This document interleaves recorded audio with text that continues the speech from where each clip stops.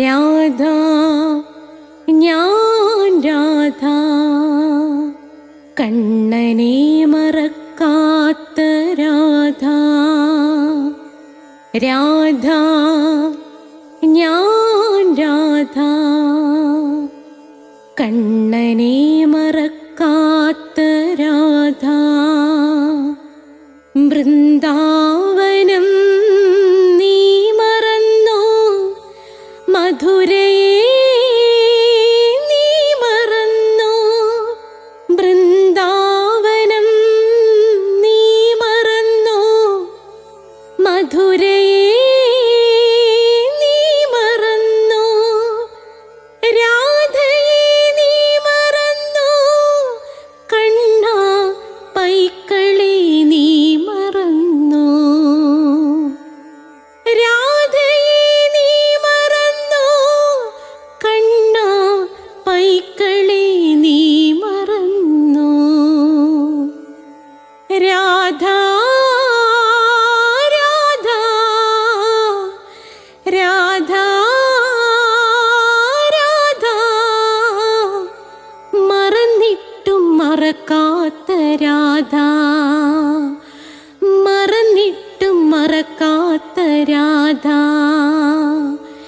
രാധേ രാധേ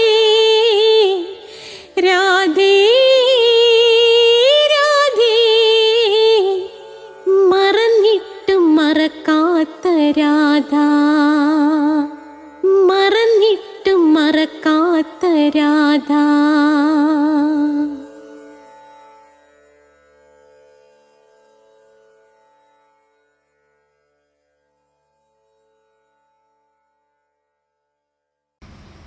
ഇതാ രാധയുടെ പ്രണയം വരവായി. ചൊവ്വാഴ്ചയാകാൻ കാത്തിരിക്കുന്ന രാധാറാണിയുടെ കഥ കേൾക്കാൻ കാത്തിരിക്കുന്ന ഭക്തരെ, രാധയുടെ പ്രണയം വന്നു കഴിഞ്ഞു. രാധയുടെ പ്രണയം 71ാമത്തെ ചാപ്റ്ററുമായിട്ട് ഞാനിതാ നിങ്ങളുടെ മുന്നിലെത്തുകയാണ്. 71ാമത്തെ എപ്പിസോഡ്. രാധാറാണിയുടെ അനുഗ്രഹത്താൽ രാധയുടെ പ്രണയം 71ാം എപ്പിസോഡിലേക്ക് കടക്കുകയാണ്. രാധേ രാധേ ഓ രാധേ രാധേ രാധേ രാധേ ഓ രാധേ രാധേ. രാധയുടെ പ്രണയം 1 തൊട്ട് കേൾക്കാൻ ആഗ്രഹിക്കുന്നവർ പ്ലേലിസ്റ്റ് ഉണ്ട്. പ്ലേലിസ്റ്റിനകത്തുനിന്ന് രാധയുടെ പ്രണയം നിങ്ങൾക്ക് 1 കിട്ടുന്നതാണ്. അതുകൂടാതെ അഷ്ടപതിയുടെ ക്ലാസ് ഉണ്ട്, പിന്നെ ജ്യോതിഷമുണ്ട്, നിങ്ങൾ ജനിച്ച നക്ഷത്രങ്ങൾ, നിങ്ങളുടെ മാസങ്ങൾ, മാസഫലങ്ങൾ, ഓഗസ്റ്റിൽ ജനിച്ചവരുടെ ഫലം, ജാനുവരി, അങ്ങനെ 12 മാസത്തിലും ജനിച്ചവരുടെ ഫലങ്ങൾ ഇതിനകത്ത് നമ്മൾ കൊടുത്തിട്ടുണ്ട്. പിന്നെ ഹിന്ദുക്കൾ അറിയേണ്ടവയുണ്ട്, അത് നിശ്ചയമായും കേൾക്കണം. മറ്റുള്ളവർ ഹിന്ദുക്കളെക്കുറിച്ച് ഓരോരോ സംശയങ്ങൾ ചോദിക്കും. ശിവലിംഗത്തെ എന്തിനാണ് പൂജിക്കുന്നത്, അല്ലേ, ഗണപതിയുടെ തത്വം എന്താണ്, അങ്ങനെ ഒരുപാട് കാര്യങ്ങളുണ്ട്. അതെല്ലാം ഹിന്ദുക്കൾ അറിയേണ്ടവ എന്നതിനകത്ത് നമ്മൾ കൊടുത്തിട്ടുണ്ട്. അതേ കണക്ക് തന്നെ സ്പോക്കൺ ഇംഗ്ലീഷ് പഠിക്കേണ്ടവർക്ക് ഇതിനകത്ത് സ്പോക്കൺ ഇംഗ്ലീഷ് ഉണ്ട്. 8 അധ്യായം ഇട്ടിട്ടുണ്ട്. ഞാൻ കൊല്ലത്തുള്ളതാണ്. തിരുവനന്തപുരം, കൊല്ലം, ആലപ്പുഴ, കൊട്ടാരക്കര, എറണാകുളം സൈഡിലുള്ളവർക്കൊക്കെ ഇവിടെ വന്ന് പഠിച്ചിട്ട് പോകാവുന്നതാണ്. പിന്നെ ദൂരെയൊക്കെ ഉള്ളവരുണ്ട്, കാസർഗോഡ് നിന്ന് വരെ ആൾക്കാരുണ്ട്, അവർ സ്റ്റേ ചെയ്ത് പഠിക്കുന്നുണ്ട്. അല്ലാത്തവർക്ക് യൂട്യൂബിലെ ഈ വീഡിയോ നിങ്ങൾ എന്ത് ചെയ്താൽ മതി, ആശ്രയിച്ചാൽ മതി. ഇതുവരെ ഞാൻ 8 എപ്പിസോഡുകൾ ഇട്ടിട്ടുണ്ട്. പിന്നെ നിങ്ങൾ ഒരിക്കലും മിസ്സാക്കരുത്, ഞാൻ എങ്ങനെ രാധാഭക്തനായി. അത് നിങ്ങൾ നിശ്ചയമായും കണ്ടിരിക്കണം. ഞാൻ എങ്ങനെ രാധാഭക്തനായി, ആ കഥ അറിയണം. പിന്നെ ഒരിടത്തൊരിടത്തൊരച്ഛനുണ്ടായിരുന്നു എന്ന കഥയല്ല, ആ സത്യം എല്ലാ അച്ഛനും അമ്മയും, പ്രത്യേകിച്ചും വിവാഹബന്ധം വേർതിരിഞ്ഞിരിക്കുന്ന ഭാര്യ ഭർത്താക്കന്മാർ നിശ്ചയമായിട്ടും, മക്കളും അത് നിശ്ചയമായിട്ടും കേട്ടിരിക്കണം. അത്രയ്ക്ക് അത് പിന്നെ ഹൃദയത്തിൽ തട്ടുന്ന ഒന്നാണ്. അതേ കണക്ക് തന്നെ നിങ്ങളുടെ മക്കൾ ദൂരെയാണ് പഠിക്കാൻ പോകുന്നതെങ്കിൽ പെമ്മക്കളുള്ള എല്ലാ അച്ഛനും അമ്മയും കേട്ടിരിക്കണം. പ്രണയം വിജയിക്കുവാൻ വശ്യമന്ത്രം ഉൾപ്പെടെ എന്നും പറഞ്ഞൊരെണ്ണം ഇറക്കിയിട്ടുണ്ട്. അത് സത്യത്തിൽ പ്രണയിനികളല്ല, പ്രണയിനികളും അത് കേൾക്കണം. അത് ഏറ്റവും കൂടുതൽ പെൺമക്കളുള്ള അച്ഛനും അമ്മയും നിശ്ചയമായും കേൾക്കേണ്ട വീഡിയോ ആണത്. പിന്നെ നമ്മൾ പുരാണം പഠിക്കാൻ ആഗ്രഹിക്കുന്നവർ കൃഷ്ണഭക്തനായ അഷ്ടാവക്രൻ്റെ അഷ്ടാവക്ര ഗീത മാസ്റ്റർ പീസാണ് എൻ്റെ അഷ്ടാവക്ര ഗീത. ഈ ക്ഷണം കൊണ്ട് മോക്ഷം കിട്ടും. ധ്യാനം വേണ്ട, യാതൊന്നും വേണ്ട, ഉടൻ മോക്ഷം കിട്ടുന്നത് എങ്ങനെ? ഇതാണ് അഷ്ടാവക്ര ഗീത പറയുന്നത്. അപ്പം നിങ്ങൾ അതും കേൾക്കുമല്ലോ. ഓർമ്മിക്കുക, എല്ലാ ചൊവ്വാഴ്ചയും ഉച്ചയ്ക്ക് 12 മണിക്ക് രാധാറാണിയെ അനുഗ്രഹിച്ചാൽ രാധയുടെ പ്രണയം നിങ്ങളുടെ മുന്നിലെത്തിയിരിക്കും. എല്ലാ വ്യാഴാഴ്ചയും ഉച്ചയ്ക്ക് 12 മണിക്ക് രാധാറാണിയെ അനുഗ്രഹിച്ചാൽ അഷ്ടപതിയുടെ ക്ലാസ് നിങ്ങളുടെ മുന്നിൽ എത്തിയിരിക്കും. അപ്പം നമുക്ക് രാധയുടെ പ്രണയം തുടങ്ങാം. ഓം രാധായേ സ്വാഹ. രാധേ രാധേ ഓ രാധേ രാധേ രാധേ രാധേ ഓ രാധേ രാധേ രാധേ രാധേ ഓ രാധേ രാധേ രാധേ രാധേ ഓ രാധേ രാധേ രാധേ രാധേ ഓ രാധേ രാധേ രാധേ രാധേ ഓ രാധേ രാധേ രാധേ രാധേ ഓ രാധേ രാധേ രാധേ രാധേ ഓ രാധേ രാധേ. ബർസാനെ വാലി രാധാറാണി കീ. പറഞ്ഞോളൂ, ജയ്. എൻ്റെ മാതാവ്, നിങ്ങളുടെ മാതാവ് രാധാറാണി കീ ജയ്. എനിക്ക് സർവൈശ്വര്യങ്ങളും വാരിക്കോരിത്തരുന്ന, നിങ്ങൾക്കും സർവൈശ്വര്യങ്ങളും വാരിക്കോരിത്തരുന്ന രാധാറാണി അമ്മാക്കി ജയ്. എന്നെയും നിങ്ങളെയും സർവ പാപങ്ങളിൽ നിന്നും മോചിപ്പിക്കുന്ന രാധാറാണി അമ്മാക്കി ജയ്.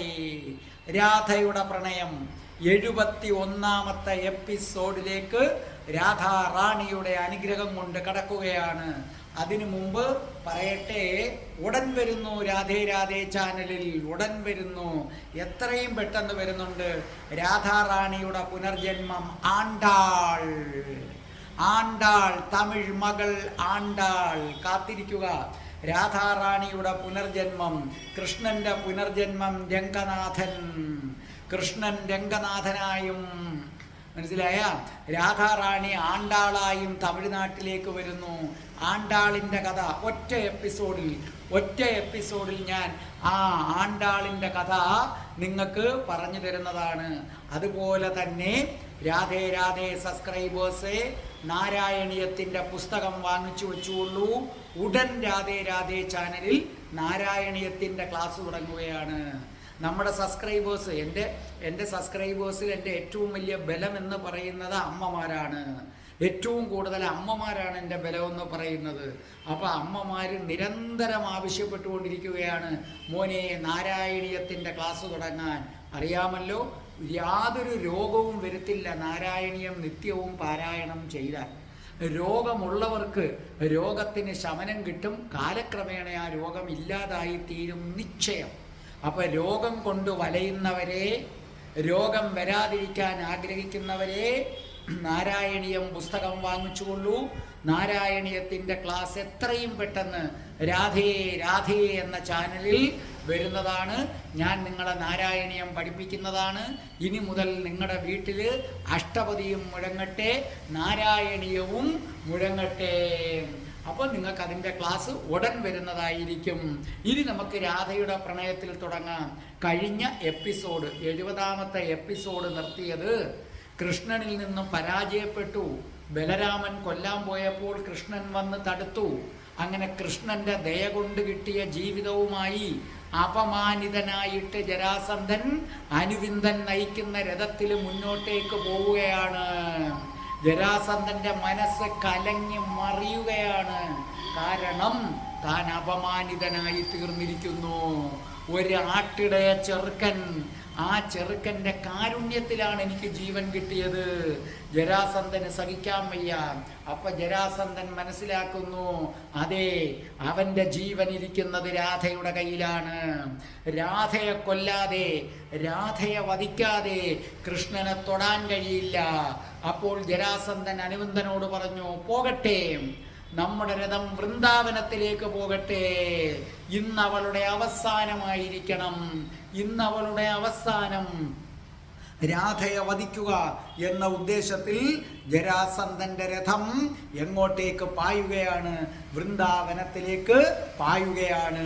ഈ സമയത്ത് ഇതൊന്നും അറിയാതെ രാധാറാണി വൃന്ദാവനത്തിൽ യശോദാമ്മയുടെ വീട്ടിലേക്ക് പോവുകയാണ്. കാരണം കൃഷ്ണൻ വൃന്ദാവനം വിട്ടു, കൃഷ്ണൻ മധുരയും വിട്ടു.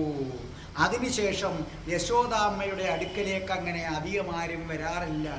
യശോദാമ്മയും നന്ദഗോപരും ഒരു ഒറ്റപ്പെട്ട ജീവിതമായി മാറിക്കഴിഞ്ഞിരിക്കുന്നു. പണ്ട് കൃഷ്ണനുള്ളപ്പോൾ എന്നും എന്നും അവിടെ ആൾക്കാരുടെ ബഹളമായിരുന്നു. ആ ബഹളങ്ങളെല്ലാം നിലച്ചിരിക്കുന്നു. ഒരു ശ്മശാന മൂകത അവിടെ തളം കെട്ടി നിൽക്കുകയാണ്. അവിടെ എന്നും വരുന്നത് ഒരേ ഒരാൾ മാത്രമാണ്, സാക്ഷാൽ രാധാറാണി. അന്നത്തെ ദിവസവും രാധാറാണി യശോദാമ്മയുടെ വീട്ടിലേക്ക് ചെന്നു. യശോദാമ്മ വളരെ വിഷണ്ണയായി അങ്ങനെ ഇരിക്കുകയാണ്. ആ സമയത്ത് യശോദാമ്മയുടെ അടുക്കൽ ചെന്ന് യശോദാമ്മയുടെ കൈകളെടുത്ത് രാധ തടവിയിട്ട് തടവിയപ്പോൾ യശോദാമ്മ ചോദിച്ചു, മോളെ രാധേ, എന്തിനാണ് നീ എല്ലാ ദിവസവും വരുന്നത്? നിനക്ക് ബുദ്ധിമുട്ടല്ലേ? അപ്പോൾ പറഞ്ഞു, എനിക്കൊരു ബുദ്ധിമുട്ടുമില്ല അമ്മേ. അല്പനേരം രാധയുടെ കണ്ണുകളിലേക്ക് ഇരുന്നതിന് ശേഷം യശോദാമ്മ ചോദിച്ചു, മോളെ, കൃഷ്ണന്റെ എന്തെങ്കിലും വിവരമുണ്ടോ? കൃഷ്ണൻ നിനക്ക് കത്തുകൾ കൊടുത്തയക്കാറുണ്ടോ? അപ്പൊ രാധാറാണി ഒന്ന് പുഞ്ചിരിച്ചിട്ട് പറഞ്ഞു, അമ്മേ, ആദ്യമൊക്കെ എനിക്ക് കത്തുകൾ കൊടുത്തയക്കുന്നുണ്ടായിരുന്നു, പക്ഷെ ഇപ്പോൾ അതും നിന്നു. കൃഷ്ണനെ കുറിച്ച് യാതൊരു വിവരങ്ങളുമില്ല അമ്മേ. പുരുഷന്മാർ ഇങ്ങനെയാണ്, പുരുഷനെ വിശ്വസിക്കാൻ പറ്റില്ലമ്മേ. അവൻ അടുത്തുകൂടും, സ്നേഹം ഭാവിക്കും. അപ്പോൾ വളരെ കൗതുകത്തോടു കൂടിയാണ് യശോദാമ്മ ഇത് കേട്ടുകൊണ്ടിരിക്കുന്നത്. അതുകൊണ്ട് തന്നെ അമ്മേ, ഒരു സ്ത്രീ വിവാഹം കഴിക്കാതിരിക്കുന്നതാണ് നല്ലത്. അപ്പോൾ പറഞ്ഞു, മോളെ, എങ്ങനെ പറയരുത്, നമ്മൾ വിവാഹം കഴിക്കണം.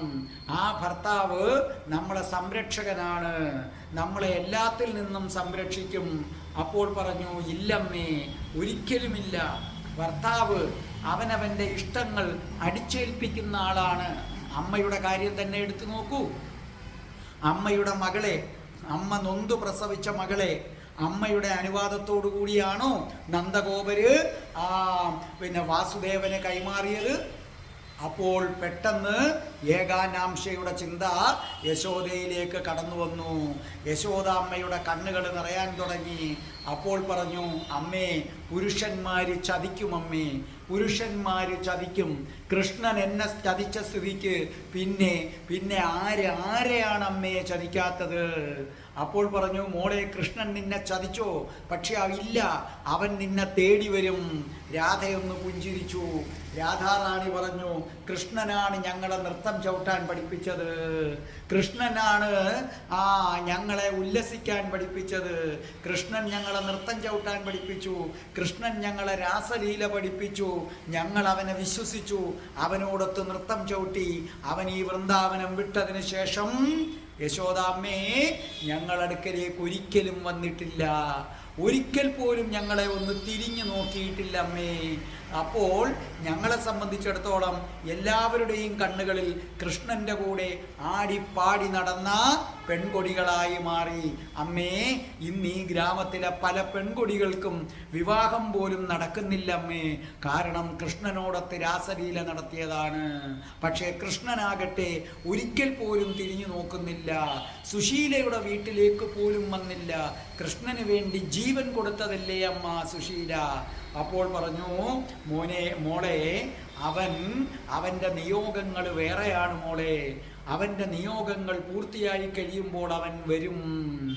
അവൻ്റെ നിയോഗം ധർമ്മം സ്ഥാപിക്കാനാണ് മോളെ. അവൻ ധർമ്മ സംസ്ഥാപനത്തിനായിട്ട് ഓടി നടക്കുകയാണ് മോളെ. അപ്പൊ രാധാറാണി പറഞ്ഞു, സ്നേഹിക്കുന്ന പെണ്ണിനെ അവഗണിക്കുന്നത് ധർമ്മമാണോ? ധർമ്മം സ്ഥാപിക്കാൻ വന്ന ആള് പ്രണയിച്ച പെണ്ണിന് ഒരു ദൂതൻ വഴി പോലും ഒരു സന്ദേശം അയക്കാതിരിക്കുന്നത് ആ ആൾ എങ്ങനെയാണ് അമ്മേ ഈ ലോകം മുഴുവൻ ധർമ്മം സ്ഥാപിക്കുന്നത്? ഒരു നിമിഷം യശോദാമ്മയ്ക്ക് ഒന്നും മിണ്ടാൻ കഴിഞ്ഞില്ല, യാതൊന്നും മിണ്ടാൻ കഴിഞ്ഞില്ല. യശോദാമ്മ പറഞ്ഞു, ശരിയായിരിക്കാം, ശരിയായിരിക്കാം. എന്നെ സംബന്ധിച്ചിടത്തോളം എൻ്റെ വളർത്തുമകനായ കൃഷ്ണൻ എനിക്ക് നഷ്ടപ്പെട്ടു, എൻ്റെ സ്വന്തം മകളായ ഏകാനാംശയും എനിക്ക് നഷ്ടപ്പെട്ടു. ഏകാനാംശയാകട്ടെ അവൾ അവളുടെ അച്ഛനെ വെറുക്കുകയും ചെയ്യുന്നു. ഞാൻ എന്താണ് ചെയ്യേണ്ടത് രാധേ, ഞാൻ എന്താണ് ചെയ്യേണ്ടത് രാധേ? അപ്പൊ രാധാറാണി പറഞ്ഞു, കാത്തിരിക്കാം അമ്മേ, കാത്തിരിക്കാം. കാലം എല്ലാത്തിനും ഒരു ഉത്തരം നൽകും അമ്മേ. അമ്മ സമാധാനമായിട്ടിരിക്ക്. എവിടെ നന്ദശ്രീ, എവിടെ? അപ്പോൾ പറഞ്ഞു, നന്ദശ്രീ പുറത്തേക്ക് പോയിരിക്കുകയാണ്. ശരിക്കും രാധേ, നന്ദഗോപർ ഇപ്പോൾ ഒരു ജീവിക്കുന്ന ശവമാണ്. നന്ദഗോപരെ സംബന്ധിച്ചിടത്തോളം ഇപ്പോൾ ഞാനും നഷ്ടപ്പെട്ടു, കൃഷ്ണനും നഷ്ടപ്പെട്ടു, ഏകാനാംശയും നഷ്ടപ്പെട്ടു.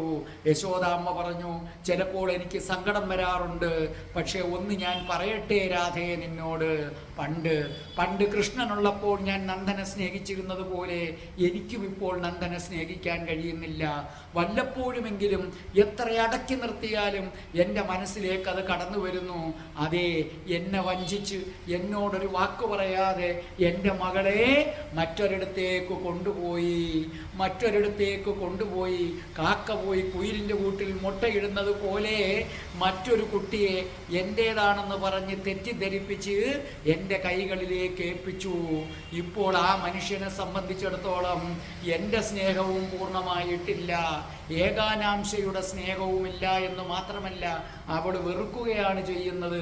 കൃഷ്ണനില്ല, ബലരാമനില്ല, തികച്ചും ഒറ്റപ്പെട്ടു നന്ദഗോപർ. വല്ലാത്ത വിഷമം തോന്നി രാധാറാണിക്ക്. രാധാറാണി അവിടെ നിന്ന് എഴുന്നേറ്റ് യമുനയുടെ തീരത്തിലേക്ക് പോയി. യമുനയുടെ തീരത്ത് ചെന്നപ്പോൾ രാധാറാണി കണ്ടു, കിഴക്കേട്ടു നോക്കി സൂര്യനെ നോക്കിക്കൊണ്ട് കൈകളും കെട്ടിക്കൊണ്ട് നിർനിമേഷം നിൽക്കുന്ന നന്ദഗോപ. രാധാറാണി അടുത്ത് ചെന്ന് ആ ചുമലിൽ കൈവച്ചു. എന്നിട്ടും നന്ദഗോപർ അറിയുന്നില്ല. നന്ദഗോപർ വല്ലാത്ത വിഷാദത്തിലാണ്. രാധാറാണി പതുക്കെ വിളിച്ചു, നന്ദശ്രീ. അപ്പോൾ നന്ദഗോപർ തിരിഞ്ഞു നോക്കിയപ്പോൾ രാധാറാണി നന്ദഗോപർ ചോദിച്ചു, രാധേ നീയോ? അപ്പോൾ ചോദിച്ചു, എന്താണ് പിതാശ്രീ, എന്താണ് അങ്ങേക്ക് പറ്റിയത്? യശോദാമ്മ അവിടെ ഒറ്റയ്ക്കല്ലേ, അങ്ങ് അങ്ങോട്ടേക്ക് പോകുന്നില്ലേ? നന്ദശ്രീ ഒന്നും മിണ്ടിയില്ല, യാതൊന്നും മിണ്ടിയില്ല. രാധാറാണിയെ തന്നെ നോക്കി നിന്നു. അപ്പോൾ രാധാറാണി പറഞ്ഞു, നോക്കൂ, എനിക്കറിയാം അങ്ങയുടെ മനസ്സിൻ്റെ വിഷമം. കൃഷ്ണൻ വരുന്നില്ല ഇല്ലേ? ഏകാനാംശയും അങ്ങയെ വെറുക്കുന്നു ഇല്ലേ? പക്ഷേ അങ്ങയെ ഞാൻ സ്നേഹിക്കുന്നു നന്ദശ്രീ, നന്ദശ്രീ അങ്ങനെ അധികം സംസാരിക്കാറില്ല. ഒരു നിമിഷം നന്ദശ്രീ രാധാറാണിയുടെ അടുക്കലേക്ക് തിരിഞ്ഞു.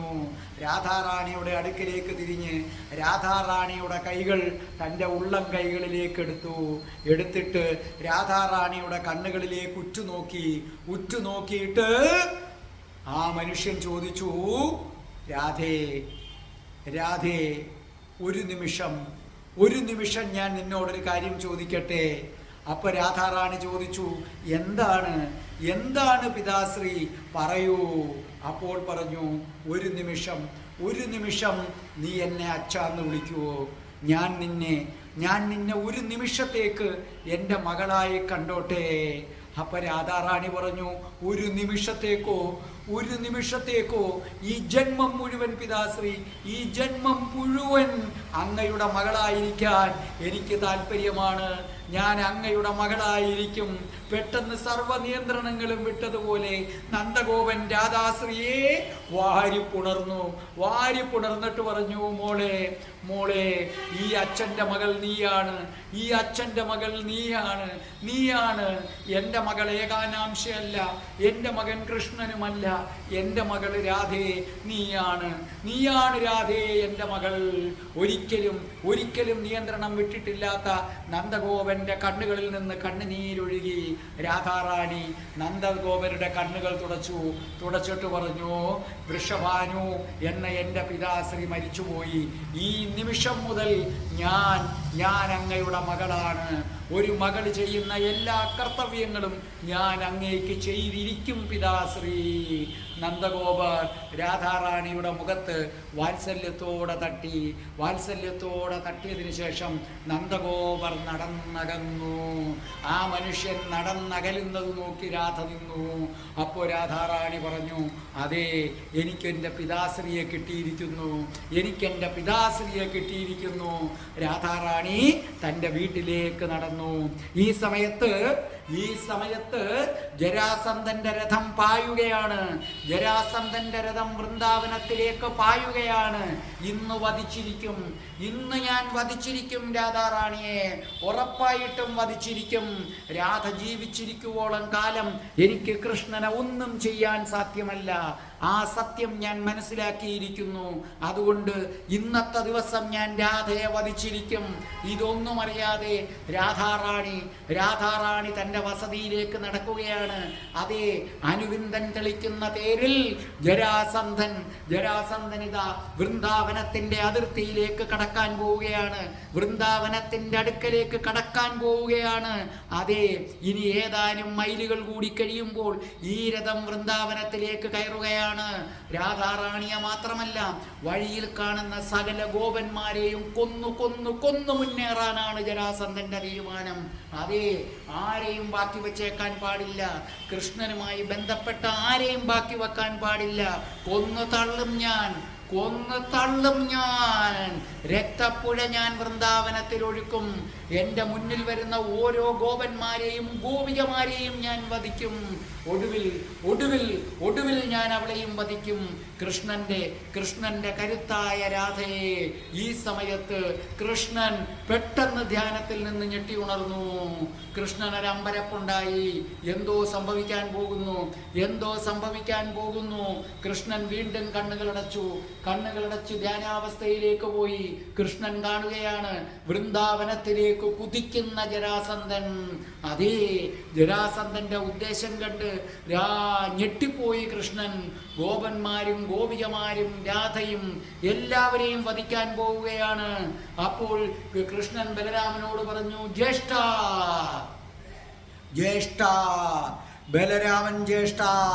ബലരാമൻ ചോദിച്ചു, എന്താണ് കൃഷ്ണ? ജരാസന്ധൻ വൃന്ദാവനത്തിലേക്ക് കടക്കാൻ പോകുന്നു. ബലരാമൻ പറഞ്ഞു, എന്ത്? വൃന്ദാവനത്തിലേക്ക് കടക്കാൻ പോകുന്നു? എന്താണ് ഉദ്ദേശം? സർവഗോപന്മാരെയും ഗോപികമാരെയും വധിക്കുക, രാധയെ വധിക്കുക. ബലരാമൻ ക്രുദ്ധനായി. ബലരാമൻ പറഞ്ഞു, കൃഷ്ണ, നീ കാണിക്കുന്നതെല്ലാം അബദ്ധമാണ്. അവനെ ആ നിമിഷം ഞാൻ വധിച്ചേനെ. അവനെ വധിക്കാൻ നീയാണ് സമ്മതിക്കാതിരുന്നത്. ഇനി എന്താ ചെയ്യേണ്ടത്? നമ്മൾ എത്ര ശ്രമിച്ചാലും എങ്ങനെ വൃന്ദാവനത്തിലെത്തും? കൃഷ്ണൻ പറഞ്ഞു, ജ്യേഷ്ഠൻ സമാധാനമായിട്ടിരിക്ക്. ഒരു നിമിഷം കൃഷ്ണൻ മഹാസുദർശനത്തെ ധ്യാനിച്ചു. പെട്ടെന്ന് വഴിയരികിൽ നിന്ന രാധാറാണിക്ക് വല്ലാത്ത തളർച്ച അനുഭവപ്പെട്ടു. ദേഹം കുഴഞ്ഞു വരുന്നത് പോലെ തോന്നി. രാധാറാണി അവിടെ അടുത്തുള്ള കടമ്പ് വൃക്ഷത്തിന്റെ ചുവട്ടിലിരുന്നു. പതുക്കെ രാധാറാണിയുടെ ബോധം മറയാൻ തുടങ്ങി. കൃഷ്ണന്റെ ചൂണ്ടുവിരലിലേക്ക് സുദർശനം വന്നു. ആ സുദർശനത്തെ കൃഷ്ണൻ ജപിച്ചു വിടാൻ തുടങ്ങി.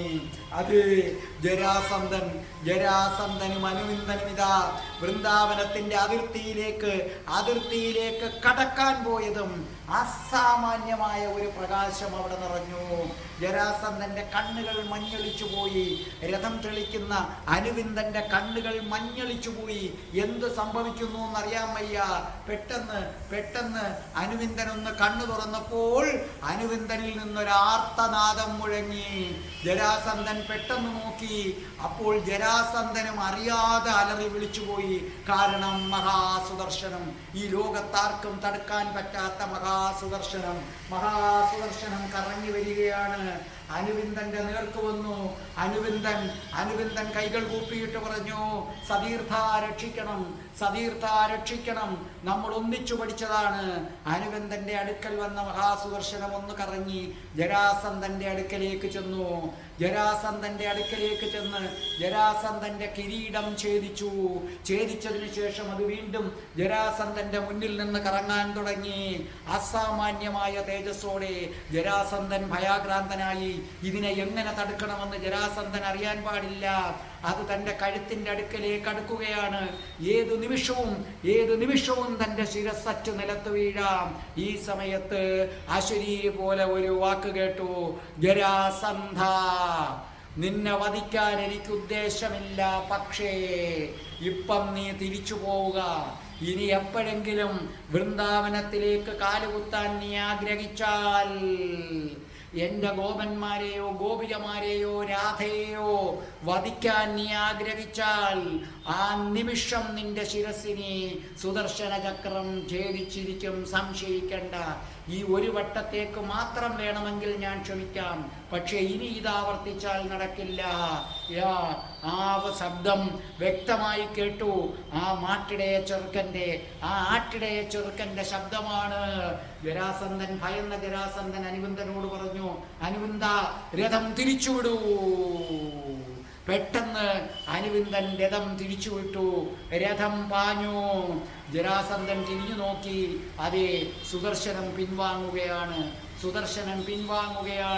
പിൻവാങ്ങി സുദർശനം കൃഷ്ണന്റെ ചൂണ്ടുവിരലിൽ വന്നിരുന്ന് ആ മഹാസുദർശനം ചൂണ്ടുവിരലിൽ നിന്ന് അപ്രത്യക്ഷമായി. ജരാസന്ധൻ വല്ലാതെ വിയർത്തു കുളിച്ചു. ജരാസന്ധൻ ഒരു കാര്യം മനസ്സിലായി, കൃഷ്ണൻ നിസ്സാരക്കാരനല്ല. അവനോട് ഏറ്റുമുട്ടുന്നത് വളരെ വളരെ സൂക്ഷിച്ചു വേണം. ഇനി സഖ്യരാജാക്കന്മാരെ കൂടെ നിർത്തണം. ജരാസന്ധൻ ഒരു സ്ഥലത്തെത്തിയപ്പോൾ അനുവിന്ദനോട് പറഞ്ഞു, ഇവിടെ നിർത്തൂ, ബാക്കിയുള്ളവർ വന്നിട്ട് പോകാം. ഒരു ദിവസം മുഴുവനും അവർ മറ്റുള്ളവർക്ക് വേണ്ടി കാത്തുനിന്നു. ഒരു ദിവസം പിന്നിട്ട് കഴിഞ്ഞപ്പോൾ എല്ലാവരും എത്തി. അപ്പൊ രുക്മിയും കൂട്ടരും വിചാരിച്ചത് ജരാസന്ധൻ പതറി നിൽക്കുകയാണെന്നാണ്. പക്ഷെ ജരാസന്ധൻ പഠിച്ച കള്ളനാണ്. ഉള്ളിലെ പതർച്ച പുറത്ത് കാട്ടാതെ ജരാസന്ധൻ പുഞ്ചിരിച്ചുകൊണ്ട് പറഞ്ഞു, നമ്മൾ വേണ്ടത്ര തയ്യാറെടുപ്പില്ലാതെ അവിടെ പോയത് അബദ്ധമായി പോയി. അപ്പൊ എല്ലാവരും പറഞ്ഞു, ദമഘോഷനാണ് ഇതിനെല്ലാം കാരണക്കാരൻ. വളരെ തന്ത്രപൂർവം ജരാസന്ധൻ പറഞ്ഞു, അങ്ങനൊന്നുമില്ല, അവനുള്ളത് കൊണ്ടാണ് നമ്മൾ അവിടെ നിന്ന് രക്ഷപ്പെട്ടത്. സാരമില്ല, നമുക്ക് നേരെ ഭീഷ്മക രാജ്യത്തേക്ക് പോകാം, വിദർഭയിലേക്ക് പോകാം, രുക്മിണിയുടെ രാജ്യത്തേക്ക് നമുക്ക് പോകാമെന്ന് പറഞ്ഞു. അങ്ങനെ എല്ലാവരും കൂടി അവിടെ നിന്ന് സുരപാനം ചെയ്തു. അതോടുകൂടി അവരിൽ നിന്ന് പരാജയത്തിൻ്റെ ഭീതികൾ പതുക്കെ മാറാൻ തുടങ്ങി. എങ്കിലും അവർക്ക് ജരാസന്ധൻ ഒരു അത്ഭുതമായി. 2 ആട്ടിടയ ചെറുക്കന്മാരുടെ കയ്യിൽ നിന്ന് തോറ്റോടിയിട്ടും ജരാസന്ധൻ പതറിയിട്ടില്ല. യഥാർത്ഥത്തിൽ പതറി, അത് ജരാസന്ധന്റെ അഭിനയമാണ്. ജരാസന്ധൻ നേരെ ഭീഷ്മകന്റെ അടുക്കൽ ചെന്നിട്ട് ജരാസന്ധനും രുക്മിയും അടുത്തുണ്ട്. അപ്പോൾ ജരാസന്ധൻ പറഞ്ഞു, ഞങ്ങൾ അവിടെ ചെന്ന് യുദ്ധം ചെയ്തു. ആ ദമഘോഷൻ ഇടപെട്ടത് കാര്യമായി. ഇല്ലെങ്കിൽ ആ 2 ബാലകന്മാരെ ഞാൻ വധിച്ചേനായിരുന്നു. അവരെ യഥാർത്ഥത്തിൽ വധിക്കേണ്ട കാര്യമില്ല. അവര് രാജകുമാരന്മാരല്ലല്ലോ. രുക്മിണി അമ്പരന്ന് പോയി. ഇതെന്താണ് ചക്രവർത്തി പറയുന്നത്? അവിടെ കണ്ടതിൻ്റെ നേരെ തിരിച്ചാണ്. പക്ഷേ ജരാസന്ധന്റെ സംസാരം കേട്ടപ്പോൾ രുക്മിയും അതിനകത്തേക്ക് അങ്ങ് ലയിച്ചുപോയി. അപ്പോൾ ജരാസന്ധൻ പറഞ്ഞു, ഭീഷ്മക രാജാവേ, ഞാൻ അവരെ വധിച്ചേനെ, ആ ആട്ടിടയന്മാരെ വധിച്ചേനെ. തക്ക സമയത്ത് ദമഘോഷൻ ഇടപെട്ട് എന്നെ പിന്തിരിപ്പിച്ചു. ഞാൻ ഇഞ്ഞു പോരുന്നു. യഥാർത്ഥത്തിൽ ആ കൃഷ്ണൻ നമ്മുടെ ശത്രുവല്ലല്ലോ, ബലരാമന് ശത്രുവല്ലല്ലോ, അവര് രാജാവല്ലല്ലോ. അവരെ തേടി നമുക്ക് ഇത്രയും ദൂരം പോകേണ്ടതില്ലായിരുന്നു. ഭീഷ്മകൻ ആ വാക്കുകൾ വിശ്വസിക്കാൻ തന്നെ പ്രയാസം തോന്നി. എങ്കിലും തൻ്റെ മകൻ രുക്മിയും കൂടെ ഇരിക്കുന്നു, അവനും സമ്മതിക്കുന്ന സ്ഥിതിക്ക് അത് സത്യമായിരിക്കാം. അപ്പോൾ പറഞ്ഞു, നോക്കൂ, നമ്മുടെ സാമ്രാജ്യം നമുക്കിനി ശക്തിപ്പെടുത്തണം. അപ്പൊ ഭീഷ്മകൻ ചോദിച്ചു, അതിനെന്താണ് ചെയ്യേണ്ടത്? അപ്പൊ ജരാസന്ധൻ പറഞ്ഞു, ഞാനൊരു കാര്യം പറയാം, ഞാനൊരു കാര്യം നിശ്ചയിച്ചിരിക്കുന്നു. എൻ്റെ പൗത്രിയെ രുക്മി കല്യാണം കഴിക്കട്ടെ. അവൻ മിടുക്കനാണ്. രുക്മിക്ക് സന്തോഷം തോന്നി, അഭിമാനം തോന്നി. അതേ കംസന്റെ സ്ഥാനത്ത് തന്നെ വാഴിക്കാൻ പോവുകയാണ് സാക്ഷാൽ ജരാസന്ധ ചക്രവർത്തി. അവൻ എന്തെന്നില്ലാത്ത ആഹ്ലാദം തോന്നി. ഭീഷ്മകൻ ഞെട്ടിപ്പോയി. തൻ്റെ മകളെ എടുത്ത് തൻ്റെ പൗത്രിയെ ഈ രുക്മിയെ കൊണ്ട് കല്യാണം കഴിപ്പിക്കുക. ജരാസന്ധൻ എന്ത് പറ്റി?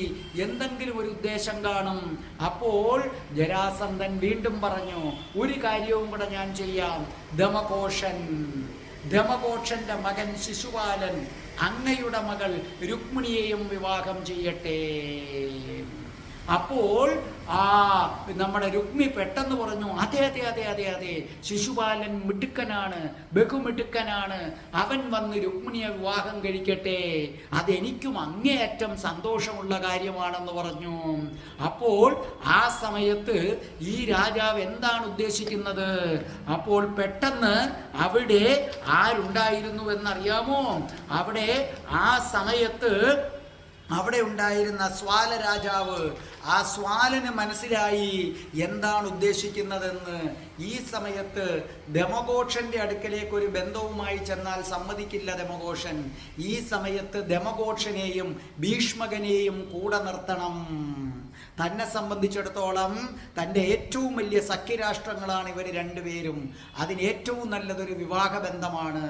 ഇപ്പൊ ജരാസന്ധൻ നേരിട്ട് തൻ്റെ കുടുംബത്തിലേക്ക് ധമഘോഷന്റെ മകളെ വിളിക്കാൻ പോയാൽ സമ്മതിക്കില്ല. ധമഘോഷന്റെ ഭാര്യ വസുദേവന്റെ സഹോദരി ശ്രുത അതിന് സമ്മതം മൂളില്ല. അതിനാണ് ശിശുപാലനെ കൊണ്ട് എന്ത് ചെയ്യുക? രുക്മിണിയെ കല്യാണം കഴിപ്പിക്കുക. എന്നിട്ട് രുക്മിണിയുടെ സഹോദരന് ജരാസന്ധന്റെ പൗത്രിയൊക്കെ വിവാഹം കഴിച്ചു കൊടുക്കുക. അപ്പൊ സ്വാഭാവികമായിട്ടും ഈ 3 രാജ്യങ്ങൾ ഇനി ഒന്നിക്ക് നിൽക്കും. കൃഷ്ണനെ നേരിടാൻ അത് അത്യാവശ്യമാണ്. ആ സമയത്ത് ഭീഷ്മകൻ പറഞ്ഞു, എനിക്ക് സമ്മതമാണ്, പക്ഷേ ഒരു കാര്യമുണ്ട്. അപ്പൊ ചോദിച്ചു, എന്താണ്? എൻ്റെ വൃദ്ധനായ പിതാവ് കൗശികൻ, അദ്ദേഹം ഇതിന് സമ്മതിക്കണമെന്നില്ല. എന്ന് മാത്രവുമല്ല, ഞങ്ങൾ പണ്ട് പാരമ്പര്യമായിട്ട് ഒരു കാര്യമുണ്ട്, സ്വയംവരത്തിലൂടെയാണ് ഇത് നിർമ്മിക്കുന്നത്, സ്വയംവരത്തിലൂടെയാണ് കന്യകയുടെ വിവാഹം നിശ്ചയിക്കുന്നതെന്ന് പറഞ്ഞു. അപ്പോൾ അദ്ദേഹം ഒന്ന് പുഞ്ചിരിച്ചിട്ട് പറഞ്ഞു, ആയിക്കോട്ടെ, സ്വയംവരത്തിന് വേണ്ടുന്ന ഏർപ്പാടുകൾ ചെയ്തുകൊള്ളൂ. ശിശുപാലനെ അവൾ വരിച്ചിരിക്കും, അതിനു വേണ്ട ഏർപ്പാടുകൾ ഞാൻ ചെയ്തേക്കാം, അവൻ മിടുക്കനാണ്. അപ്പൊ രുക്മി പറഞ്ഞു, എന്തിനാണ് സ്വയംവരം? അതൊക്കെ പണ്ടത്തെ ആചാരമല്ലേ എന്ന് പറഞ്ഞു. അപ്പോൾ പറഞ്ഞു, ഇല്ല മോനെ, നമ്മുടെ നാട്ടു നടപ്പാണ്. അപ്പൊ രുക്മി പറഞ്ഞു, സാരമില്ല, രുക്മിണി അവനെ തന്നെ വിവാഹം കഴിക്കാനുള്ള ഏർപ്പാടുകൾ ഞാൻ ചെയ്യാം, അതിനനുസരിച്ചുള്ള രാജാക്കന്മാരെ മാത്രമേ ഞാൻ വിളിക്കുകയുള്ളൂ. അപ്പോൾ ജരാസന്ധൻ പറഞ്ഞു, അങ്ങനെയാണെങ്കിൽ ഒരു കാര്യം ചെയ്യട്ടെ, മകയിരം നക്ഷത്രവും പൗർണമിയും കൂടെ ഒന്നിച്ചു ചേർന്ന് വരുന്ന സമയത്ത് നമുക്ക് വിവാഹം ഉറപ്പിക്കാം. ആ വിവാഹം രുക്മിണിയുടെയും ധമഘോഷന്റെ പുത്രൻ ശിശുപാലനും തമ്മിലുള്ള വിവാഹം അന്ന് നടക്കട്ടെ. രുക്മി എന്ത് പറയുന്നു? രുക്മി പറഞ്ഞു, സന്തോഷം എനിക്ക്. അപ്പോൾ ഭീഷ്മകൻ ചോദിച്ചു, അല്ല, അപ്പൊ രുക്മിയുടെയും അങ്ങയുടെ പൗത്രിയുടെയും കൂടെ വിവാഹം? അപ്പൊ ജരാസന്ധൻ പൊട്ടിച്ചിരിച്ചിട്ട് പറഞ്ഞു, ഞങ്ങൾക്കങ്ങനെ സ്വയംവരങ്ങളൊന്നുമില്ല, ഞങ്ങൾ നിശ്ചയിക്കും. രുക്മിണിയും അതേ കണക്ക് ശിശുപാലനും തമ്മിലുള്ള വിവാഹം കഴിഞ്ഞാൽ ഏറ്റവും അടുത്ത മുഹൂർത്തത്തില് നിങ്ങളെല്ലാം കൂടെ ഗിരിവ്രജത്തിലേക്ക് വരിക. ആ ഗിരിവ്രജത്തിൽ വെച്ച് എൻ്റെ പൗത്രിയും രുക്മിയും തമ്മിലുള്ള വിവാഹം നടന്നിരിക്കും, അതിന് യാതൊരു സംശയവും വേണ്ട. ഇത് രണ്ട് പെൺകുട്ടികൾ അപ്പുറത്തിരുന്ന് കാതോർത്ത് കേട്ടുകൊണ്ടിരിക്കുകയാണ്. മറ്റൊന്നുമല്ല, രാജസദസ്സിൽ ഇത് നടക്കുമ്പോൾ, ഈ സംഭാഷണം നടക്കുമ്പോൾ അവിടെ എന്താണ് നടക്കുന്നതെന്നറിയാൻ ഈ 2 പെൺകുട്ടികൾക്കും ഒരു താല്പര്യം വന്നു. ആ താല്പര്യം 2 പേർക്കും വന്നതോടുകൂടി എന്തു ചെയ്തു? അവർ 2 പേരും അപ്പുറത്തുള്ള കിളിവാതിൽ തുറന്നു. എന്നിട്ട് അവര് ഈ മുറിയുടെ അടുക്കലേക്ക് ചെവി കൂർപ്പിച്ചു വെച്ചു. അതാരൊക്കെയാണെന്നറിയാമോ? 1 രുക്മിയുടെ ഭാര്യ സുവൃത, രണ്ട് സാക്ഷാൽ രുക്മിണി ദേവി. ഇവര് രണ്ടുപേരും ചെവി കൂർപ്പിച്ചു വച്ചതിൻ്റെ പിന്നിൽ ഒരു ഉദ്ദേശമുണ്ട്. അത് മറ്റൊന്നുമല്ല, സർവസന്നാഹങ്ങളോടും കൂടി കൃഷ്ണനെ വധിക്കാനായിട്ട് പോയ വലിയ സംഘം ഇരയൊന്നും കിട്ടാതെ തിരിച്ചു വന്നിട്ട് കൃഷ്ണന്റെ ജീവൻ ദാനം കൊടുത്തു എന്ന് പറയുന്നതിൽ എവിടെയോ എന്തോ ഒരു പൊരുത്തക്കേട് ഈ രണ്ട് സ്ത്രീകൾക്കും തോന്നി. ഇവിടെ എവിടെയോ ഒരു കുഴപ്പമുണ്ട്. രുക്മിയെ സംബന്ധിച്ചിടത്തോളം അവന് കൃഷ്ണനോട് തീരാത്ത പകയാണ്. അപ്പൊ തീർച്ചയായിട്ടും കൃഷ്ണനെ വധിക്കാൻ അവസരം കിട്ടിയാൽ അതെങ്ങനെ കളയും? രുക്മിണിക്ക് എന്തായാലും കൃഷ്ണൻ രക്ഷപ്പെട്ടതിലൊരു സന്തോഷമുണ്ടെങ്കിലും രുക്മിണി വിചാരിക്കുകയാണ്, എൻ്റെ ജ്യേഷ്ഠൻ രുക്മിയുടെ കൃപാകടാക്ഷം കൊണ്ടാണല്ലോ ആര് രക്ഷപ്പെട്ടത്, കൃഷ്ണൻ രക്ഷപ്പെട്ടത്. അല്ലെങ്കിലും ഈ ആണുങ്ങൾ ഇങ്ങനെയാണ്, ആദ്യമൊക്കെ വലിയ വീമ്പടിക്കും, എന്നിട്ട് കാര്യത്തോടടുക്കുമ്പോൾ ഇങ്ങനെയാണ്. ആ കാര്യത്തിൽ രുക്മിണിക്കൊരു അസ്വസ്ഥത തോന്നി. പക്ഷേ ഇവിടെ രുക്മിണി ഒരു കാര്യം മനസ്സിലാക്കി. ഇവിടെ രുക്മിണിക്ക് കോപം വന്നു, സുഹൃതയ്ക്കും കോപം വന്നു. അതിൻ്റെ കാരണം രണ്ടും രണ്ടാണ്. സുഹൃതയ്ക്ക് കോപം വന്നതിൻ്റെ കാരണം തൻ്റെ ഭർത്താവ് വീണ്ടും വിവാഹം കഴിക്കാൻ പോകുന്നു. രുക്മിണിക്ക് കോപം വന്നു. രുക്മിണിക്ക് കോപം വന്നതിൻ്റെ കാരണം തന്നെ ചേതി രാജാവിൻ്റെ മകനായ ശിശുപാലന് വിവാഹം കഴിച്ചു കൊടുക്കാൻ പോകുന്നു. അപ്പൊ രുക്മിണി വിചാരിച്ചു, ഇവിടെ തനിക്ക് സുഹൃതയുടെ സഹായം അത്യാവശ്യമാണ്, സുഹൃതയുമായി ചേർന്ന് പോകുന്നതാണ് നല്ലത്. പെട്ടെന്ന് രുക്മിണി സുഹൃതയുടെ അടുത്ത് വന്ന് പറഞ്ഞു, ചേട്ടത്തി സമാധാനമായല്ലോ, സമാധാനമായല്ലോ. മഗധ രാജാവിൻ്റെ പൗത്രി ഇങ്ങോട്ടേക്ക് വരാൻ പോവുകയാണ്.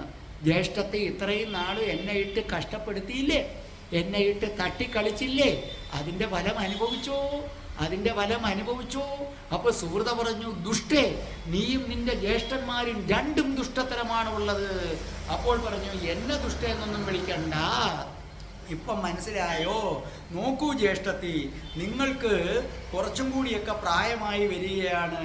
അങ്ങനെ അവസരത്തിൽ നിങ്ങളോട് ജ്യേഷ്ഠൻ എങ്ങനെ താല്പര്യം വരും?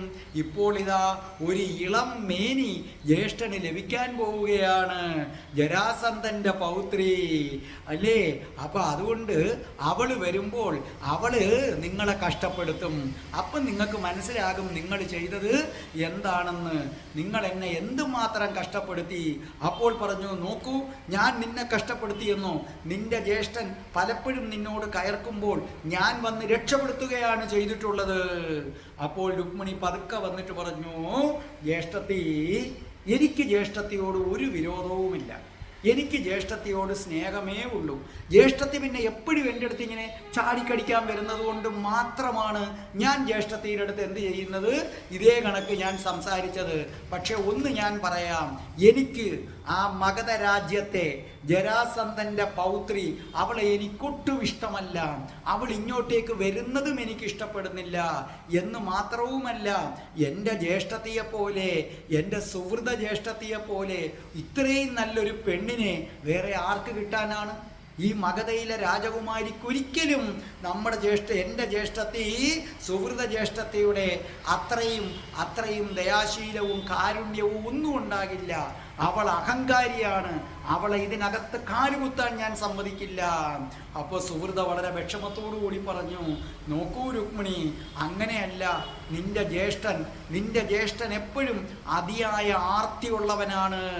ജരാസന്ധന്റെ ആകാൻ കിട്ടിയ ഈ അവസരം അയാൾ ഒരു കാരണവശാലും പാഴാക്കത്തില്ല, കെട്ടിയിരിക്കും. അപ്പോൾ പറഞ്ഞു, ജ്യേഷ്ഠത്തി, ഞാനൊരു കാര്യം പറയട്ടെ, ജ്യേഷ്ഠത്തിയെ ഞാൻ രക്ഷിക്കാം. അപ്പൊ ചോദിച്ചു, അതെങ്ങനെയാണ് നീ എന്നെ രക്ഷിക്കുന്നത്?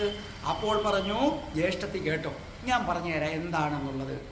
അതായത് ചേതി രാജാവിൻ്റെ, അതായത് ദമഘോഷന്റെ മകനായ ശിശുപാലൻ എന്നെ കല്യാണം കഴിച്ചു കഴിഞ്ഞതിന് ശേഷമാണല്ലോ ജരാസന്ധന്റെ പൗത്രിയെ രുക്മിക്ക് കൊടുക്കുന്നത്. അങ്ങനെയാണെങ്കിൽ ശിശുപാലനും ഞാനും തമ്മിലുള്ള കല്യാണം മുടങ്ങിപ്പോയാൽ ജരാസന്ധന്റെ പൗത്രിയെ രുക്മിക്ക് കിട്ടത്തില്ലല്ലോ. അപ്പൊ സുഹൃത ചോദിച്ചു, എങ്ങനെ? എൻ്റെ ജ്യേഷ്ഠത്തി, ഈ ജരാസന്ധൻ ആള് ബുദ്ധിമാനാണ്. ഈ രുക്മി എന്ന് പറയുന്ന ജ്യേഷ്ഠനെ പ്ലാവില കാണിച്ചു കൊതിപ്പിക്കുകയാണ് ആദ്യം. ആ രുക്മി മുൻകൈ എടുക്കണം ശിശുപാലനും ഞാനും തമ്മിലുള്ള വിവാഹത്തിന്. അത് നടന്നാൽ മാത്രമേ ജരാസന്ധന്റെ പൗത്രിയെ രുക്മിക്ക് കൊടുക്കത്തുള്ളൂ. അപ്പം എൻ്റെയും ശിശുപാലൻ്റെയും കല്യാണം മുടങ്ങിയാൽ അപ്പോൾ പിന്നെ ഒരു കാരണവശാലും ജ്യേഷ്ഠത്തിക്കെതിരായിട്ട് ജരാസന്ധന്റെ പൗത്രി ഇങ്ങോട്ട് വരില്ല.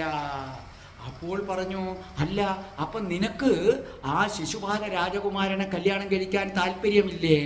അപ്പം രുക്മിണി ഒരു അടവെടുത്തു. രുക്മിണി പറഞ്ഞു, താല്പര്യത്തിൻ്റെ അല്ല ജ്യേഷ്ഠത്തി, എൻ്റെ ജ്യേഷ്ഠത്തിക്ക് വേണ്ടി ഞാൻ എന്തെങ്കിലും ചെയ്യണ്ടേ? എൻ്റെ ജ്യേഷ്ഠത്തിക്ക് വേണ്ടി ഞാൻ ആ ആഗ്രഹം ഉപേക്ഷിക്കുന്നു. കണ്ടോ, ഭയങ്കര കക്ഷിയാണ് ആരെന്ന് പറയുന്നത്, രുക്മിണി എന്ന് പറയുന്നത്.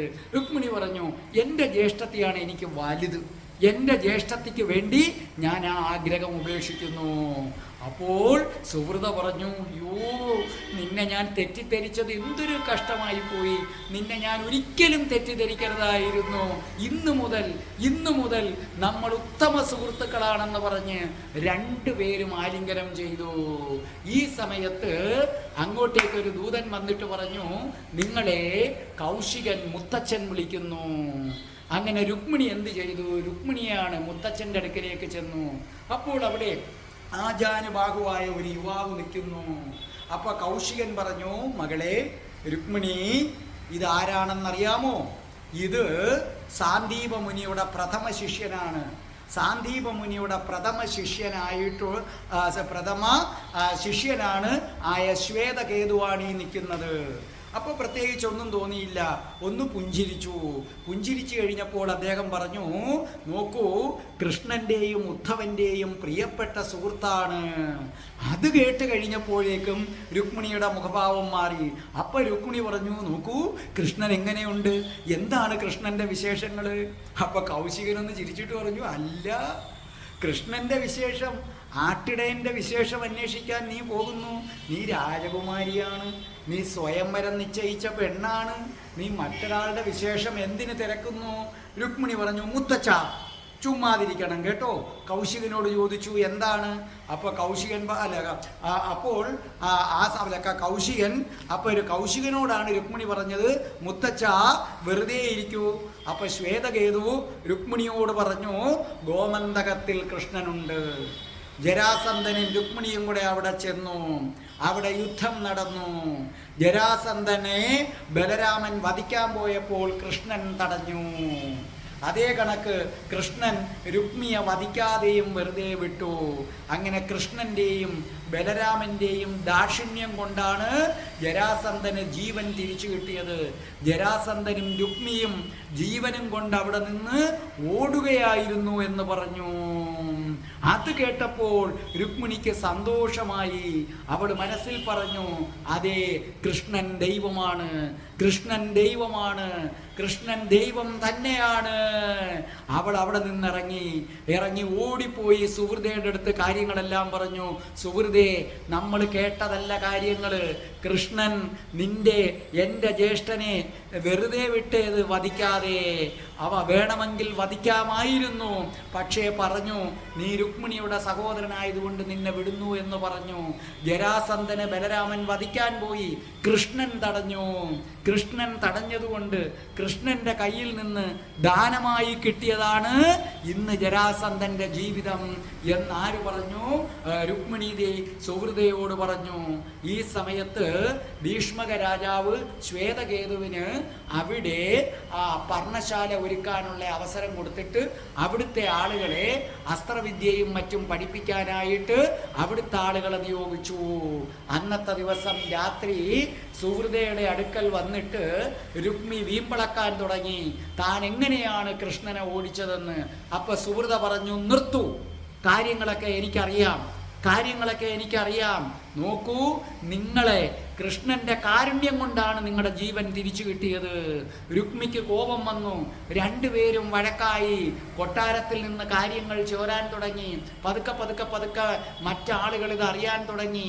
അതോടൊപ്പം തന്നെ ഗോമന്തകത്തിൽ നിന്ന് വന്നിരിക്കുന്ന ബ്രാഹ്മണരും മറ്റും കാര്യങ്ങൾ പറയാൻ തുടങ്ങി. ഓരോരുത്തരും പൊടിപ്പും തൊങ്ങലും ചേർത്ത് പറയാൻ തുടങ്ങി.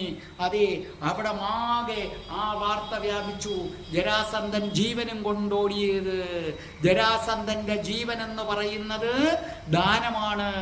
ദാനമാണ് നൽകിയത്, കൃഷ്ണൻ നൽകിയ ധ്യാനമാണ് എന്ന് മാത്രവുമല്ല, എനിക്ക് ഒരു കാരണവശാലും ശിശുപാലനെ വേണ്ട എന്ന് പ്രഖ്യാപിച്ചുകൊണ്ട് രുക്മിണി മുറിക്കകത്ത് കയറി ആരെയും കാണാൻ കൂട്ടാക്കാതെ കഥകടച്ചിരുന്നു. ആ വാർത്തയും പരന്നു തുടങ്ങി. അതേ, രുക്മിണിയുടെ ഇഷ്ടത്തിന് വിപരീതമായിട്ട് രുക്മിയും ജരാസന്ധനും ചേർന്ന് ശിശുപാലന് കൊടുക്കാൻ പോകുന്നു. പൊതുവെ വിദർഭയിലെ ജനങ്ങൾക്ക് ആരെ ഇഷ്ടമല്ല ജരാസന്ധനെ. ജനങ്ങൾ മുറുമുറുത്തു തുടങ്ങി. രാജകുമാരിയുടെ ഇഷ്ടത്തിന് വിപരീതമായിട്ടാണ് ഇവിടെ എന്ത് നടക്കുന്നത്, കാര്യങ്ങൾ നടക്കുന്നതെന്ന് പറയാൻ തുടങ്ങി. ഈ സമയത്ത് ശ്വേതകേതു പറഞ്ഞു, നോക്കൂ, രുക്മിണിയോട് ഒരു കാര്യവും കൂടെ പറഞ്ഞു. രുക്മിണി ദേവി ഒരു കാര്യം മനസ്സിലാക്കുക, അദ്ദേഹം ശ്രീഗാലവാസുദേവനെ വധിച്ചു. ശ്രീഗാലവാസുദേവന് കൃഷ്ണനോടൊന്ന് എതിരിടാൻ പോലും പറ്റിയില്ല. എന്നിട്ട് ശൈബിയെ മെരുക്കി, ആർക്കും മെരുക്കാൻ പറ്റാത്ത ശൈബിയെ മെരുക്കി തൻ്റെ സഹോദരിയാക്കി മാറ്റി മധുരയിലേക്ക് കൊണ്ടുവരുന്നുണ്ടെന്ന് പറഞ്ഞു. കുറച്ചു ദിവസങ്ങൾ കഴിഞ്ഞ് ശ്വേതകേതു മധുരയിലേക്ക് പോയി. അത് മറ്റൊന്നിനുമല്ല, എന്തിനു വേണ്ടിയായിരുന്നു? ശൈബിയെ വിവാഹം കഴിക്കണം, ആ കാര്യങ്ങൾ ചർച്ച ചെയ്യാൻ വേണ്ടിയായിരുന്നു കരവീരപുരത്തേക്ക് പോയത്. വിദർഭയാകെ ഇളകി മറിയുകയാണ്. ജനങ്ങളെല്ലാം പതുക്കെ തിരിയാൻ തുടങ്ങി. ഓരോ ജനങ്ങളും പറഞ്ഞു തുടങ്ങി, അതെ അതെ, കൃഷ്ണൻ കൊടുത്ത ദാനമാണ് ജരാസന്ധന്റെ ജീവൻ. കൃഷ്ണൻ നമ്മുടെ രക്ഷകനാണ്, കൃഷ്ണൻ ദൈവമാണ്. വാർത്ത കാട്ടുതീ പോലെ പരക്കുകയാണ്. കൃഷ്ണൻ ദൈവമാണ്. കൃഷ്ണൻ ജരാസന്ധനെ വെറുതെ വിട്ടേത്. ജരാസന്ധനും രുക്മിയും ജീവനും കൊണ്ടോടുകയായിരുന്നു. ഇവിടെ ഇതാ രാജകുമാരി രുക്മിണി ദേവിയുടെ ഇഷ്ടത്തിന് വിപരീതമായിട്ട് രുക്മിണി ദേവിയെ ഒരു മുറിക്കകത്ത് അടച്ചിട്ടിരിക്കുകയാണ്. രുക്മിണി ദേവിയും ശിശുപാലനും തമ്മിലുള്ള വിവാഹം നിശ്ചയിച്ചിരിക്കുന്നു. ഈ വാർത്തയും ജനങ്ങൾക്കിടയിൽ കാട്ടുതീ പോലെ പറന്നു. ഈ സമയത്ത് കരവീരപുരത്ത് മറ്റൊരു കാര്യം നടക്കുകയാണ്. ഞാൻ നിങ്ങളെ കരവീരപുരത്തേക്ക് കൂട്ടിക്കൊണ്ടുപോവുകയാണ്. നിങ്ങളെ ഞാൻ കരവീരപുരത്തേക്ക് കൊണ്ടുപോവുകയാണ്. കൃഷ്ണൻ വധിച്ച ശ്രീഗാലവന്റെ കരവീരപുരം. കൃഷ്ണൻ അവിടെ നിന്ന് പുറപ്പെടുകയാണ്.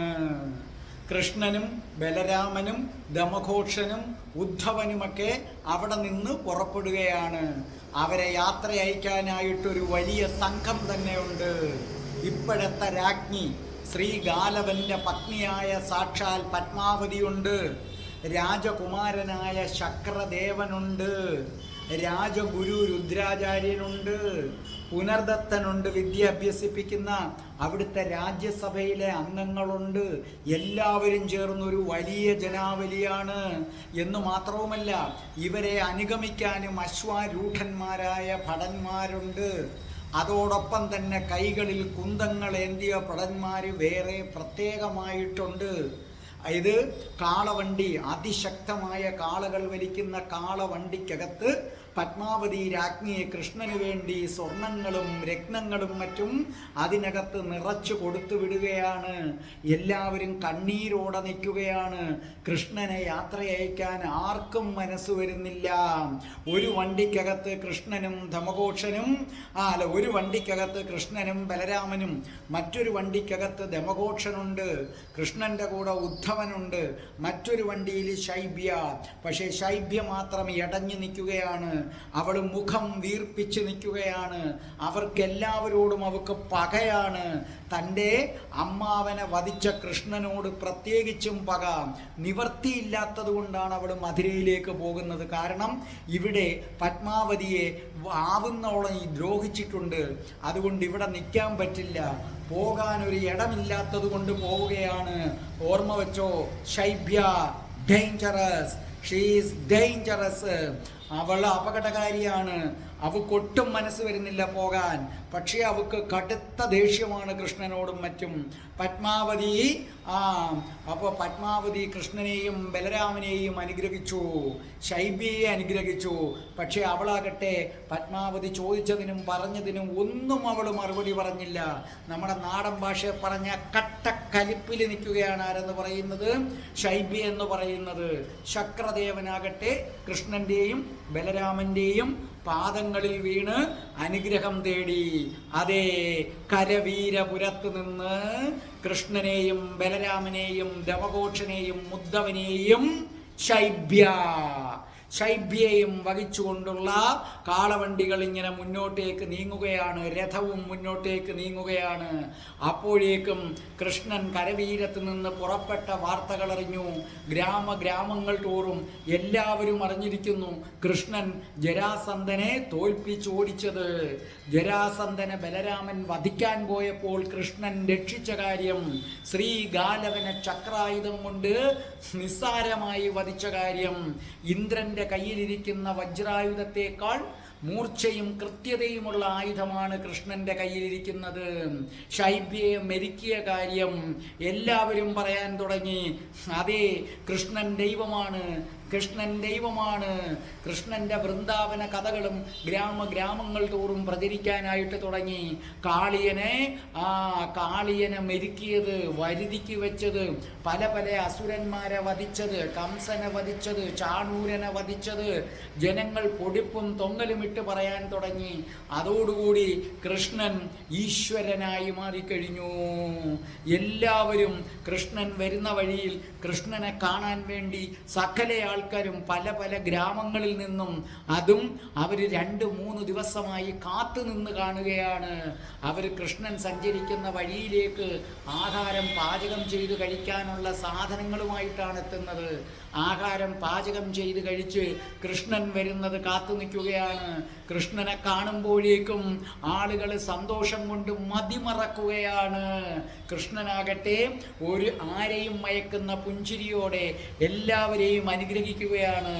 യുവതികളൊക്കെ പ്രേമം നിറഞ്ഞ കണ്ണുകളോടെ കൃഷ്ണനെ വീക്ഷിക്കുകയാണ്. എല്ലാവരും പറഞ്ഞു തുടങ്ങി, കൃഷ്ണൻ ഈശ്വരനാണ്, കൃഷ്ണൻ ഈശ്വരനാണ്. അവരുടെ അഭയം കൃഷ്ണനിൽ കണ്ടെത്താൻ തുടങ്ങി. കൃഷ്ണൻ ഒരു പുഞ്ചിരിയോടുകൂടി മുന്നോട്ട് പോയി. അങ്ങനെ കൃഷ്ണൻ എല്ലാവരെയും അനുഗ്രഹിച്ച് എല്ലാവരെയും കയ്യിലെടുത്ത് കൃഷ്ണൻ ഒടുവിൽ ഉജ്ജയിനിയിൽ എത്തിച്ചേർന്നു. അങ്ങനെ കൃഷ്ണനും സംഘവും ഉജ്ജയിനിയിലെത്തി കഴിഞ്ഞപ്പോഴേക്കും കൃഷ്ണനെ സ്വീകരിക്കാനായിട്ട് അവിടെ ഗുരു സാന്ദീപ മുനി എത്തിക്കഴിഞ്ഞിരിക്കുന്നു. സാന്ദീപ മുനിയുടെ കൂടെ ജയസേന രാജാവും വിന്ദനും അനുവിന്ദനും എത്തിക്കഴിഞ്ഞിരിക്കുന്നു. ഇപ്പോൾ അനുവിന്ദൻ മറ്റൊരാളാണ്. അനുവിന്ദൻ മുമ്പ് കൃഷ്ണനുമായി യുദ്ധത്തിന് തയ്യാറെടുത്തതാണ്. എന്നാൽ തൻ്റെ ജീവൻ രക്ഷിച്ച ആളായി കൃഷ്ണൻ മാറിയതോടുകൂടി അനുവിന്ദൻ ഒരു വല്ലാത്ത ഭക്തി കൃഷ്ണനോട് തോന്നി തുടങ്ങിയിരിക്കുകയാണ്. അവരെല്ലാവരും വന്നു. എന്നിട്ട് അന്നത്തെ ദിവസം ഗുരു സാന്ദീപ മുനിയുടെ അടുക്കൽ കൂടി എല്ലാവരും ഒന്നിച്ചിരുന്നു. അപ്പോൾ ഉദ്ധവൻ മാത്രം ഇടയ്ക്കിടയ്ക്ക് ഒഴിഞ്ഞു മാറുന്നുണ്ട്. കൃഷ്ണൻ അത് പ്രത്യേകം ശ്രദ്ധിക്കുകയും ചെയ്യുന്നുണ്ട്. അവർ ജരാസന്ധനെ വധിച്ച കാര്യങ്ങളൊക്കെ വധിക്കാൻ പോയ കാര്യങ്ങൾ പറഞ്ഞു. അപ്പോൾ ബലരാമൻ ഉച്ചത്തിൽ ചിരിച്ചുകൊണ്ട് പറഞ്ഞു, അവനെ ഞാൻ കൊന്നേനായിരുന്നു. ഈ കൃഷ്ണൻ ഇവൻ വേണ്ടെന്ന് പറഞ്ഞിട്ടാ, അല്ലെങ്കിൽ ഒറ്റയടിക്ക് അവൻ്റെ തലയോടി ഞാൻ തകർത്തേനായിരുന്നു എന്ന് പറഞ്ഞ് ബലരാമൻ ഇങ്ങനെ പൊട്ടിച്ചിരിച്ചു. അങ്ങനെ പൊട്ടിച്ചിരിച്ച ബലരാമൻ്റെ ചിരി പെട്ടെന്ന് നിന്നു. ബലരാമൻ നോക്കുകയാണ്. 2 യുവതികൾ, 2 അതിസുന്ദരിയാളായ യുവതികൾ അങ്ങോട്ടേക്ക് നടന്നെടുക്കുകയാണ്. ഒരുവളാകട്ടെ വെളുത്ത് കൊലുന്തനെയുള്ള ഒരു ശാലീന സുന്ദരി, മറ്റവളാകട്ടെ ആരോഗ്യ ദൃഢഗാത്ര, ഉയർന്ന ശരീരം, വിരിഞ്ഞ ചുമലുകള്. ബലരാമന്റെ കണ്ണുകൾ അവളിൽ തന്നെ ഇങ്ങനെ ഉടക്കി നിൽക്കുകയാണ്. 2 പേരും വന്ന് കയറി കഴിഞ്ഞപ്പോൾ ഗുരു സാന്ദീപ മുനി ശാലീനയായ യുവതിയെ ചൂണ്ടിക്കാട്ടിയിട്ട് പറഞ്ഞു, ഇവളെ അറിയില്ലേ? വസന്തിക, ശ്വേതകേതുവിൻ്റെ സഹോദരിയാണ്. എന്നിട്ട് അടുത്ത ആളെടുത്ത് പറഞ്ഞു, ഇവൾ എൻ്റെ പ്രിയപ്പെട്ട ശിക്ഷയാണ്. ഇവക്ക് എല്ലാവിധ ആയുധമുറകളും അറിയാം, ഇവക്ക് അശ്വലക്ഷണങ്ങൾ അറിയാം, ഇവള് ബഹുമിടുക്കിയാണ്. ഒരു പുരുഷനെ പോലെ മിടുക്കിയായിട്ട് അവൾ ആയുധങ്ങൾ കൈകാര്യം ചെയ്യും. ബലരാമൻ അവളെ നോക്കുകയായിരുന്നു. കരുത്തുള്ള ശരീരം, എങ്കിലും കുസൃതി നിറഞ്ഞ കണ്ണുകള്. ബലരാമന്റെ കണ്ണുകൾ അവളുടെ കണ്ണുകളുമായി ഇടഞ്ഞു. അവൾ ബലരാമനെ ഒന്ന് നോക്കി, ബലരാമൻ അവളെയും ഒന്ന് നോക്കി. അവള് പെട്ടെന്ന് മുഖം താഴ്ത്തി. അപ്പോഴും ബലരാമൻ വിചാരിക്കുകയാണ്, ധീരയായ ഒരു യുവതി, അസാമാന്യായ ഒരു യുവതി, ഇങ്ങനൊരു യുവതിയെ ഞാൻ കണ്ടിട്ടില്ല, ഇങ്ങനൊരു യുവതിയെ ഞാൻ കണ്ടിട്ടില്ല. ഇവളാരാണ്, ഇവളാരാണ്, ഇവളാരാണ്? അടുത്ത പ്രണയം ആരംഭിക്കുകയാണ്. അതെ, പുതിയ ഒരു പ്രണയ കഥയ്ക്ക് തുടക്കം കുറിക്കുകയാണ്. രാധയുടെ പ്രണയം കണ്ടുകൊണ്ടിരിക്കുന്ന പ്രേക്ഷകരെ, പുതിയ ഒരു പ്രണയവും കൂടെ സ്വീകരിക്കാൻ നിങ്ങൾ തയ്യാറായിക്കൊള്ളൂ. അസാമാന്യമായ ഒരു പ്രണയം, അസാധാരണമായ ഒരു പ്രണയം രാധയുടെ പ്രണയത്തിലേക്ക് കടന്നു വരികയാണ്. ആരാണിവൾ, ആരാണിവൾ? ഇനി എന്താണ് നടക്കാൻ പോകുന്നത്? അടുത്ത ചൊവ്വാഴ്ച, അടുത്ത ചൊവ്വാഴ്ച എൻ്റെ രാധാറാണി അമ്മ അനുഗ്രഹിച്ചാൽ ഞാൻ വരും. രാധേ രാധേ, ഓ രാധേ രാധേ, രാധേ രാധേ, ഓ രാധേ രാധേ, രാധേ രാധേ, ഓ രാധേ രാധേ, രാധേ രാധേ, ഓ രാധേ രാധേ, രാധേ രാധേ, ഓ രാധേ രാധേ, രാധേ രാധേ, ഓ രാധേ രാധേ, രാധേ രാധേ, ഓ രാധേ രാധേ, രാധേ രാധേ, ഓ രാധേ രാധേ. പ്രാർത്ഥിക്കാം. എല്ലാവരും തയ്യാറല്ലേ? ഓം ശ്രീം ഹ്രീം ക്ലീം ഐം രാം രാസേശ്വരി രാധികായൈ സ്വാഹ. ഓം ശ്രീം ഹ്രീം ക്ലീം ഐം രാം രാസേശ്വരി രാധികായേ സ്വാഹ. രാധേ രാധേ, ഓ രാധേ രാധേ, രാധേ രാധേ, ഓ രാധേ രാധേ.